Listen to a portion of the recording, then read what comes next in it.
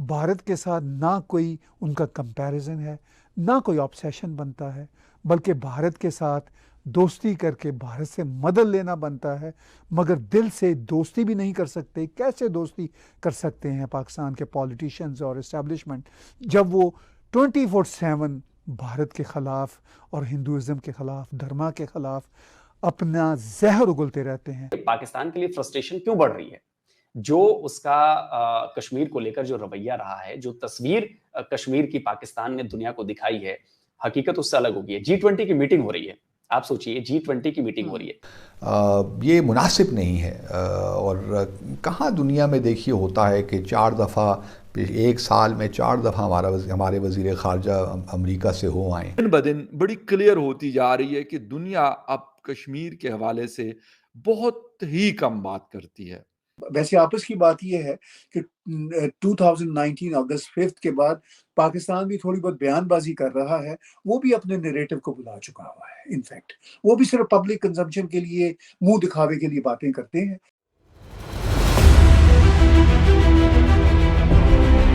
जय हिंद दोस्तों। कश्मीर पर अक्सर प्रोपेगेंडा करता आया पाकिस्तान एक बार फिर यूएन जैसे मंच पर कश्मीर और इस्लामोफोबिया का राग अलापा है। पाकिस्तानी विदेश मंत्री बिलावल भुट्टो जरदारी यूएस दौरे पे हैं, जहां वह एक बार फिर पाकिस्तान की समस्या उठाने के बजाय कश्मीर कश्मीर करते नजर आए। पाकिस्तान की इकोनॉमी बिल्कुल धराशायी हो चुकी है, आटे की भारी किल्लत हो चुकी है, लेकिन बिलावल भुट्टो कश्मीर का मुद्दा बिल्कुल नहीं छोड़ रहे। 1972 में शिमला समझौते के तहत यह फैसला लिया गया था कि कश्मीर भारत और पाकिस्तान का द्विपक्षीय मामला है। इस पर पाकिस्तान के उस वक्त के राष्ट्रपति जुल्फिकार अली भुट्टो और इंदिरा गांधी ने हस्ताक्षर किए थे। इसके बावजूद पाकिस्तान ने कई मौके पर कश्मीर यूएन में उठाया है।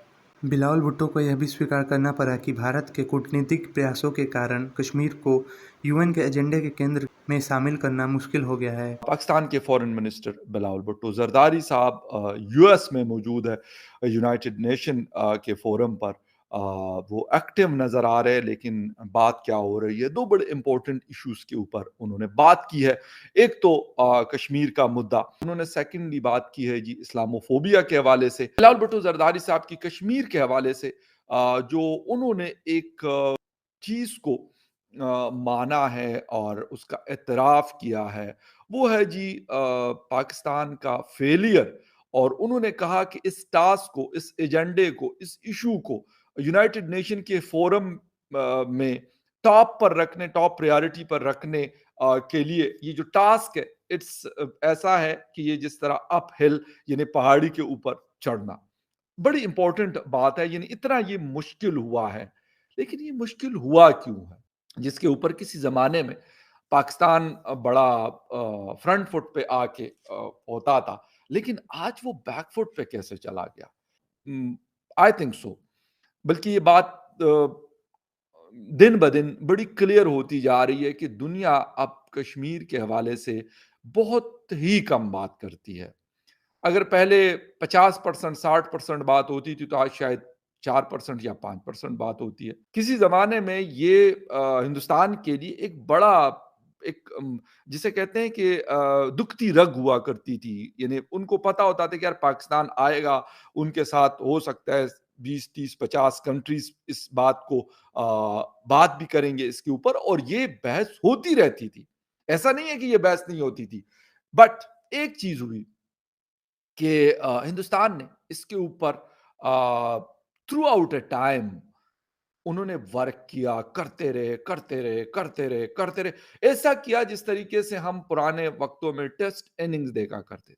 तारी साहब गए क्यों अमेरिका, लेकिन न जाने क्यों हमारे वज़ीर ख़ारजा को अमेरिका से इतनी मोहब्बत है कि वो चौथी बार जब से वो बने फॉरेन मिनिस्टर, चौथी बार अमेरिका पहुंच गए। 1.1 या 2 बिलियन के लिए हम बिल्कुल भिखारी से बन गए हैं। तो अमेरिका के साथ हमारी क्या इंगेजमेंट है? टेररिज्म और अफ़गानिस्तान के अलावा मुझे तो कुछ चीज़ नज़र नहीं आती कि अमेरिका कुछ हमारी कोई वाकई टेंजिबली कुछ हेल्प भी कर रहा है। तो मुझे समझ नहीं आता कि सिर्फ हम अगर ये इंटरव्यू ही देने जाते हैं या इस मीडिया इंटरेक्शन के लिए जाते हैं, तो फिर तो कोई उसकी जस्टिफिकेशन मेरे हिसाब से नहीं बनती। एंटनी ब्लिंकन से आपकी मुलाकात नहीं और आप यूएन सेक्रेटरी जनरल से मुलाकात करके खुश होके आ जाते हैं और पाकिस्तान में लोगों को दिखाते हैं कि जी बड़ा ज़बरदस्त कामयाब दौरा हुआ।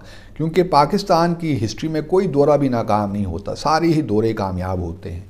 और उसके बड़े ज़बरदस्त नताइज निकलते हैं, और नताइज क्या होते हैं उसके बारे में किसी को कोई इल्म नहीं है। बिलावल भुट्टो जरदारी ने एक बार फिर इस तरह की स्टेटमेंट दी है कि जिसमें उन्होंने ये कहा कि कश्मीर में जो फीमेल्स हैं उन पे बड़ा जुल्म हो रहा है, लेकिन साथ साथ एक यूएस की रिपोर्ट भी है जिसमें ये कहा गया है कि इंडिया जो है वो दोबारा पाकिस्तान के ऊपर किसी किस्म का अटैक कर सकता है। आजू जी, अगर हम इसका बैकग्राउंड थोड़ा सा देखें तो हमें ये समझना होगा कि अगर बालाकोट में स्ट्राइक की गई इंडिया की तरफ से तो उसका जो बेस है वो बहुत पुराना है। टेरर एक्टिविटीज बढ़ रही थी, पठानकोट, उरी, यहाँ पे हमले हो रहे थे। तो इंडिया को कहीं ना कहीं जाकर एक स्टैंड तो लेना पड़ेगा। आखिर वो कब तक ऐसे इस तरह के हमले, इस तरह की आतंकी कार्रवाई को झेलता रहेगा? तो वहां पर जो सरकार थी वहां पर उसकी लीडरशिप देखी जाती है कि भाई आपकी लीडरशिप कितनी विलिंगली ये काम कर पाती है। अब बालाकोट जब स्ट्राइक हुई तो उसने एक संदेश दिया ना सिर्फ पाकिस्तान को बल्कि पूरी दुनिया को कि अगर इस तरह की घटनाएं होंगी लगातार हमारे खिलाफ, हमारी जमीन पर ऐसी कार्रवाइयों को अंजाम दिया जाएगा तो फिर इंडिया भी चुप नहीं बैठेगा। इंडिया का अपना स्टैंड था कि हमने वहां पर जो टेरर कैंप्स थे, मदरसा था जहां पर ऐसे लोगों को ट्रेनिंग दी जाती है, हमने वहां पर स्ट्राइक किया। इसने दुनिया को संदेश दिया, इसमें अमेरिका भी है कि जो लीडरशिप है वो बहुत स्ट्रांग है और वो जवाब देगी।